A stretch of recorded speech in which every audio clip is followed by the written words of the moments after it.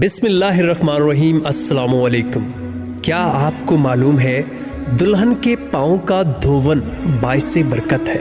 اعلیٰ حضرت فرماتے ہیں کہ دلہن کو بیاہ کر لائیں تو مستحب ہے کہ اس کے پاؤں کو دھو کر مکان کے چاروں گوشوں میں چھڑکیں، اس سے برکت ہوتی ہے۔ اور کیا آپ کو معلوم ہے کہ حالت حیض میں عورت کے ہاتھ کی پکی ہوئی روٹی وغیرہ میں کسی قسم کا حرج نہیں؟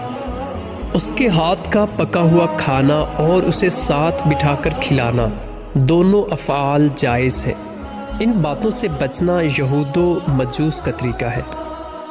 اور کیا آپ کو معلوم ہے کہ مذہب اسلام میں بیماری اڑ کر لگنے کا کوئی تصور نہیں؟ حضرت ابو ہریرہ رضی اللہ تعالی عنہ روایت کرتے ہیں کہ رسول اللہ صلی اللہ علیہ وآلہ وسلم نے ارشاد فرمایا، کوئی بیماری اڑ کر نہیں لگتی۔